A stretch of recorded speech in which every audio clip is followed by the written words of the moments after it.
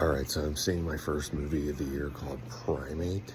I have no idea what this is about. All I know is that it's a horror movie where a monkey kills people. Jesus, I guess it's already started. Concessions, monthly ticket credits, and no online ticket fees. Alright, so I walked out of Primate. I really liked it. It didn't blow my socks off, but I really had a good time with it. I thought the acting all around from everybody was great. Also, I genuinely can't tell. Was that chimpanzee real or was that like special effects? I need to look into it because I was actually impressed how real it looked. There were actually some really tense scenes in that movie.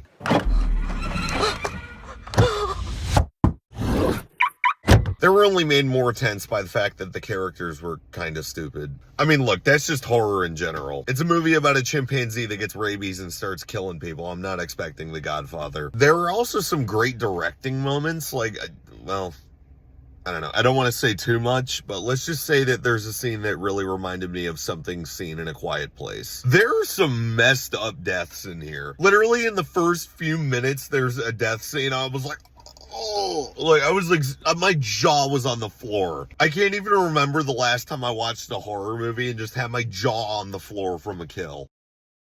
I will say, that's kind of where the movie peaked. I mean, look, that kill was really good. I did have a few issues with it overall. First, the fact that there's a section of the movie that drags on where they're in this one location, and I was like, all right, you can take the characters out of here. Let's get something happening. Another big issue I had is the fact that since the whole crew in this movie is a group of friends, there's actually tension among the friend group in the beginning. And it was played up so much to the point where I was thinking, okay, this has to pay off, or at least have like some sort of like full circle moment later. Not really. Doesn't really go anywhere. Personally, I think in horror movies, if you have tension amongst a group of friends in the beginning, then I feel like that should at least pay off, or at least have more relevance to the story if it's going to be featured so blatantly. I will say there is one cool character moment towards the end. I really like seeing that. That was cool. But some of the other characters kind of got left in the background, and I wish they did more. And arguably the biggest problem I had with it is the fact that this ape gets rabies, but before that, he's like a loving